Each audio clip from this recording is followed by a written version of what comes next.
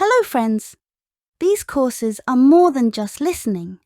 Let's turn them into a fun and engaging virtual discussion where we can learn these simple concepts together.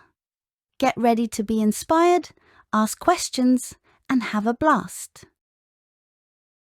When something big and unusual happens, we need to find and fix the problem to bring things back to normal. If possible, we trace the issue back to where it started.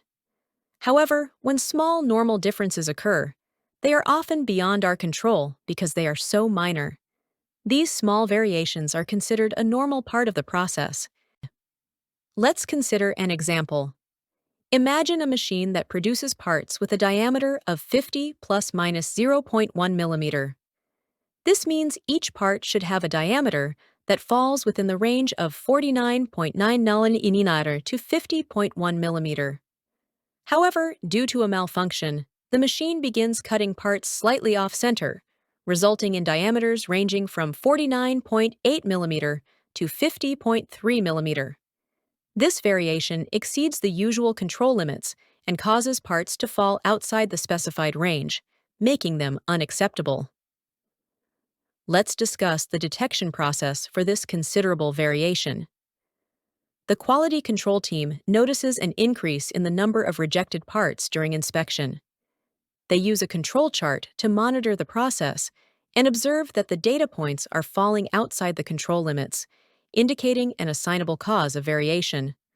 Upon investigation, the team discovers that the issue is due to a malfunctioning sensor in the machine.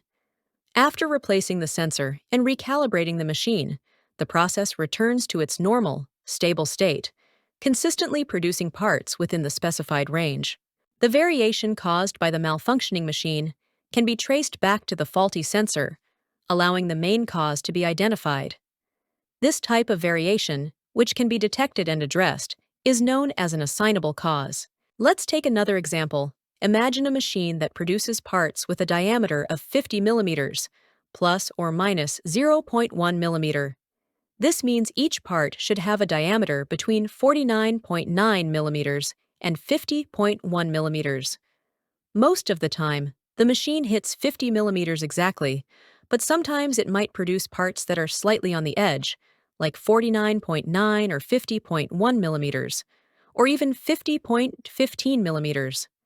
Although it's a bit off from the perfect 50 millimeters, this can happen due to various factors, like changes in temperature or humidity, gradual wear and tear on the cutting tool, or small differences in how the operator handles the material or sets up the machine. These kinds of issues are hard to detect and are beyond our control. They can't be assigned to someone to fix because they are natural and usually fall within acceptable limits. Variation that arises from factors beyond human control and cannot be traced to a specific, identifiable cause is known as a chance cause. These variations are inherent to the process and occur naturally, making them difficult to detect and control. While they may lead to minor fluctuations, they are considered a normal part of the process's operation. With these two examples, I've explained the difference between assignable causes and chance causes of variation. I hope this helps clear up any doubts about these two types of variation.